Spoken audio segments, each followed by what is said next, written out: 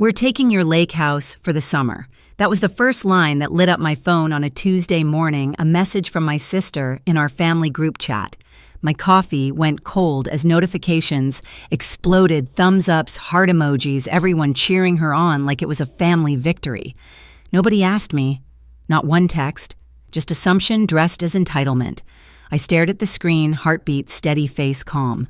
They thought I'd stay silent like always. But that day, something inside me shifted. I smiled, set my cup down, and whispered, "All right then, let's see how this goes."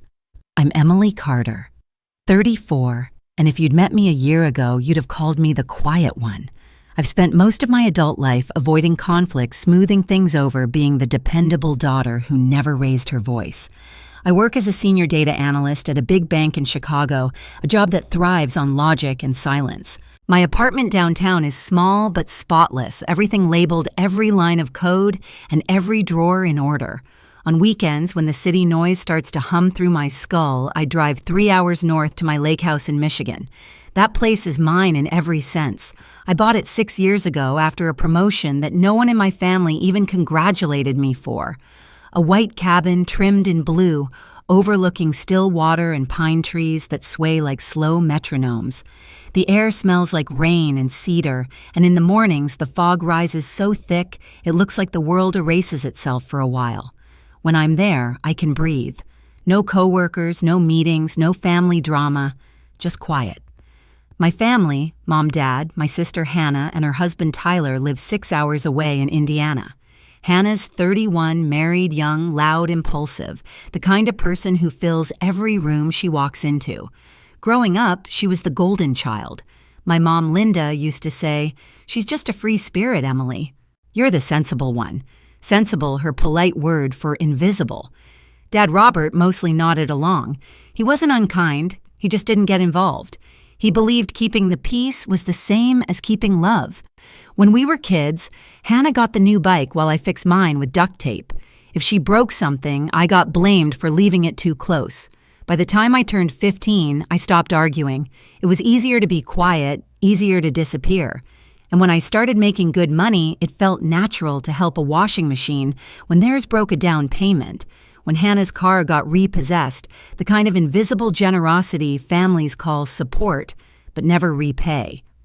So when I bought the lake house, giving them a spare key felt harmless.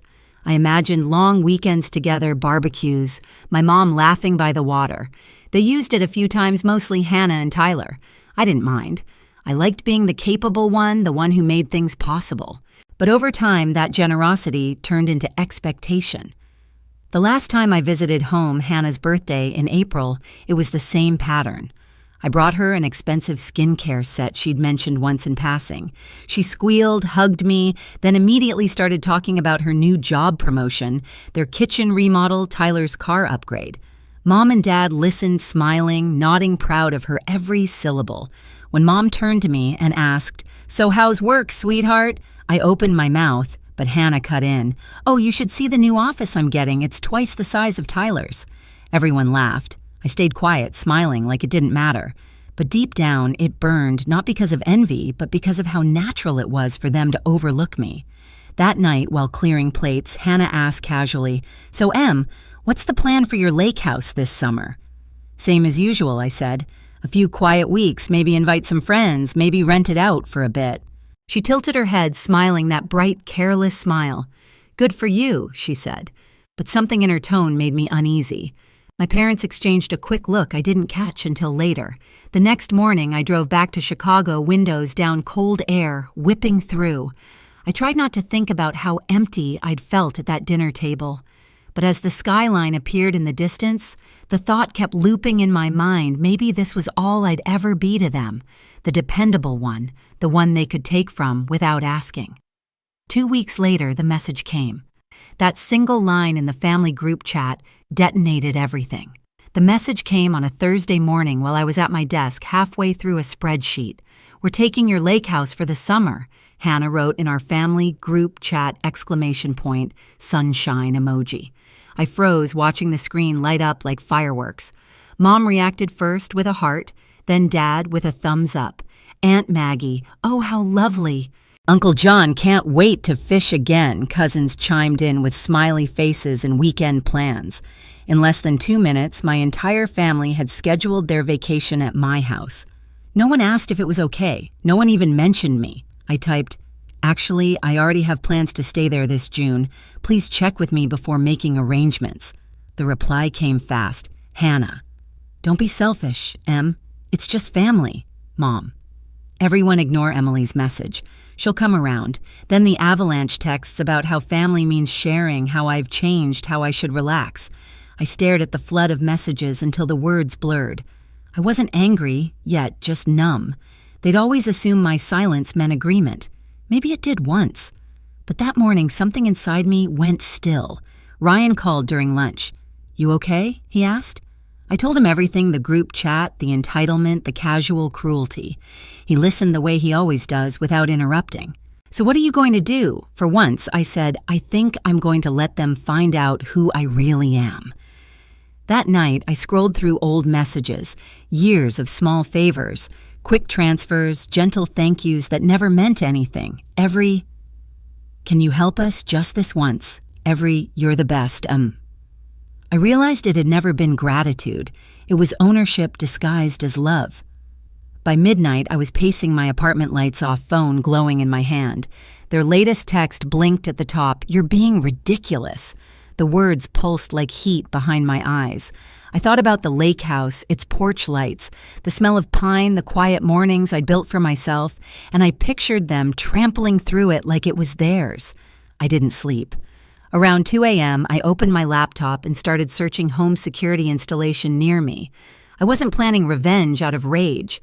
It was clarity, cold and calm. For the first time, I wasn't trying to keep the peace, I was drawing a line. When dawn came, I brewed coffee, looked out at the city, and whispered, "All right." They thought I'd give in. They thought I'd let it slide. They had no idea that silence in my hands had become a weapon. I took 2 personal days from work and drove to the lake before sunrise.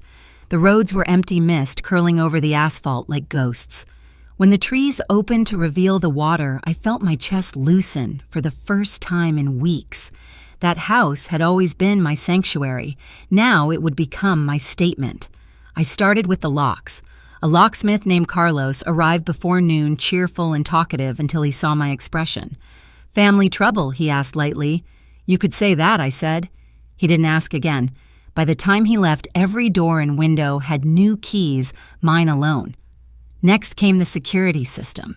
2 technicians from a local company installed motion cameras around the porch, driveway, and dock. I watched them move through the property like quiet soldiers, drilling, wiring, connecting. When they handed me the control app, I felt a strange surge power, clean and steady. That night, I sat on the porch steps with a notebook and listed every transfer, every favor I'd ever done. Washing machine, car insurance, medical bills. Every line was proof of how I'd been trained to serve. At the bottom of the page, I wrote one sentence, "It ends here." Before leaving, I walked through each room. The kitchen still smelled faintly of coffee and pine cleaner. In the living room, light spilled across the lake through wide glass doors. I imagined Hannah throwing open those doors like she owned them, my parents laughing, everyone congratulating themselves for another family getaway. The image burned, but not with pain. Clarity again, sharp and steady. I locked the door behind me and drove back to Chicago, the lake shrinking in the rearview mirror. That weekend, the group chat buzzed with new excitement. Playlists, grocery lists, sleeping arrangements. I said nothing. Sunday night, Ryan leaned against my kitchen counter, watching me scroll through the feed from the security cameras. "You're really doing this," he said. I already did. He smiled slow and proud. "Then let them learn." I nodded, closing the laptop. Outside, the city hummed oblivious. Inside, everything felt still. I didn't need to fight them anymore. I just needed to wait. By late May, the family group chat lit up again. Hannah wrote, "Tomorrow, we're all heading to Emily's lake house. Who's bringing what?" Within minutes, the replies flooded in. Aunt Maggie bringing wine, Dad packing fishing gear, Mom promising her famous potato salad. The emojis danced like confetti. I sat at my kitchen table, laptop open, coffee cooling beside me, watching it unfold. My pulse didn't even spike. I'd already checked the camera feeds twice that morning. System's green sensors, armed locks sealed. I knew what was coming. Ryan glanced up from the couch. "You ready?" I smiled, small but sure, more than ever. The next morning dawned bright and ordinary. I worked from home, answered a few emails, then propped my laptop where I could see the security feed beside my screen. Around noon, movement flashed in the top left window. A silver SUV rolled up the gravel driveway, dust trailing behind it. Hannah and Tyler stepped out first, sunglasses on beach bags slung over their shoulders. Behind them, my parents' sedan. Then a third car, Aunt Maggie and Uncle John. 4 vehicles, total laughter, spilling out as doors slammed, voices calling across the yard. Hannah jogged up to the front door, jingling her keys like victory bells. "Got it," she shouted. I leaned closer to the camera feed. She tried the lock. It didn't turn. She frowned, tried again, twisting harder. Nothing. Tyler came over, tested his own key. Same result. I could almost hear the confusion through the screen, the quick, nervous chatter, the tone shifting from cheer to irritation. Then Hannah's voice, sharper now. Emily must have changed something. Dad appeared beside her, gray hair catching the sunlight. "Maybe she lost the old keys," he said, trying to smooth it over. But when he looked up and noticed the new camera above the door, his expression froze. I sipped my coffee. They all followed his gaze, Mom shielding her eyes, Aunt Maggie muttering something. Hannah stepped back, hands on her hips. "Is she seriously filming us?" A text buzzed on my phone. Mom calling, then Hannah, then Tyler. I let them ring. When the family group chat started lighting up again, I clicked it open. "Hannah, Emily, this isn't funny. Let us in." Mom, "How could you do this to your own family?" Dad, "We drove 6 hours." Aunt Maggie, "You're being ridiculous." I typed slowly, every word deliberate. "If you break that door, the alarm will go off. The police will come. You'll all be arrested for trespassing." I hit send. On screen, they all paused, pulling out their phones in near unison. I watched the message appear in their chat bubbles, the realization spreading across their faces like a slow infection. Confusion, shock, then fear. Hannah dropped her phone first, bending to grab it with trembling hands. Mom pressed her palm to her chest. Dad's jaw tightened. Aunt Maggie muttered something that made Tyler flinch. Ryan leaned over my shoulder. They got it. The front yard on the feed was chaos now. Gestures, accusations, the kind of angry body language families use when they've lost control. I imagined the sound overlapping voices, excuses forming faster than logic. Then came the moment of silence, the one I'd been waiting for. Mom looked directly into the camera. I met her eyes through the pixelated lens. She mouthed something I couldn't hear, but I knew what it was. "How could you?" For once, I didn't feel guilt. I felt clean. After 15 minutes of arguing among themselves, they started retreating. Bags dropped in frustration, coolers shoved back into trunks, slamming doors. One by one, the cars backed out of the driveway tires, crunching over gravel until only dust and pine needles remained. I closed my laptop. Ryan exhaled beside me. That was beautiful. I smiled. No screaming, no fighting, just truth. The phone rang again that evening, Mom's number flashing. I let it buzz twice, then answered. Her voice came sharp, trembling. "How could you do this, Emily? To your own family? I warned you," I said. My tone was calm, measured. "It's my property. You don't get to claim it because you feel entitled to it. You're being cruel." "No," I said. "I'm being clear, and from now on, you can handle your own bills, too. I'm done funding this family's comfort." There was silence. Then a shaky, "You don't mean that." "I do. Every word." I hung up. That night, I opened my banking app and canceled the recurring transfers, my parents' allowance, Hannah's car insurance, Aunt Maggie's medical payments. One by one, gone. Each cancellation felt like unclipping a chain.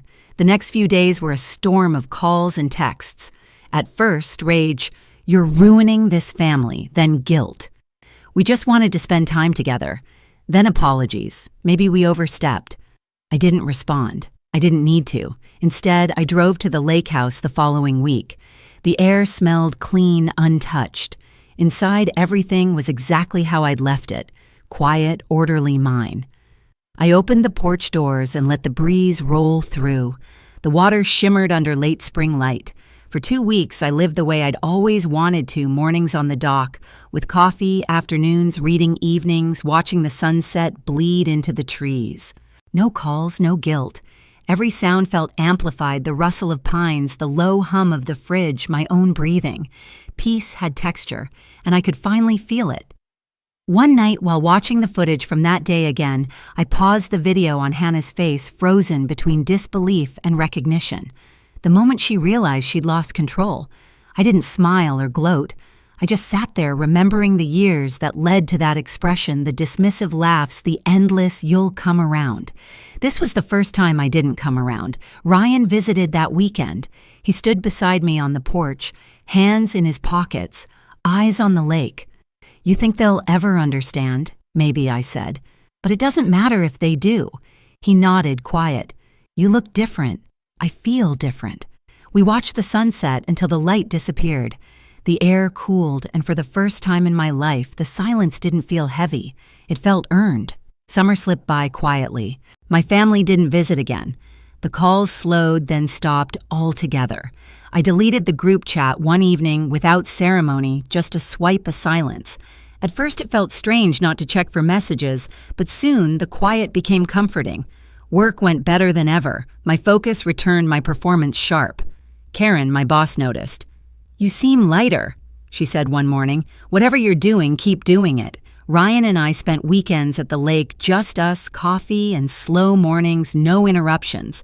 Sometimes I'd catch myself glancing at the cameras, not out of fear, but as a reminder that I'd learned to protect my peace. A few months later, I got a text from Mom. "We'd like to talk, maybe start over." I thought about it for a while, then replied simply, "Not yet." For the first time, saying no didn't ache. It felt like truth. The people who had once drained me were no longer in control. My life wasn't loud, but it was mine, every quiet second of it. When I looked out over the lake that evening, the surface was still reflecting only the sky. And for once, that was enough. A year later, everything looked different. I'd been promoted to senior data analyst, and Ryan and I were planning our wedding. My family had learned to live without my money, and I'd learned to live without their approval. When Mom called for my birthday, her voice was softer, careful. We spoke politely, like distant neighbors, and it was enough. The lake house remains my sanctuary, locks changed, cameras still humming. Some people might call that paranoia. I call it peace. I've realized something: boundaries aren't cruelty, they're clarity. Love doesn't mean surrendering yourself to be used. It means protecting the part of you that no one else bothered to. If you've ever had to draw that line between duty and self-respect, tell me in the comments. You're not alone. And if you want to hear more stories like this, hit subscribe. The next one might remind you that saying no can save your life.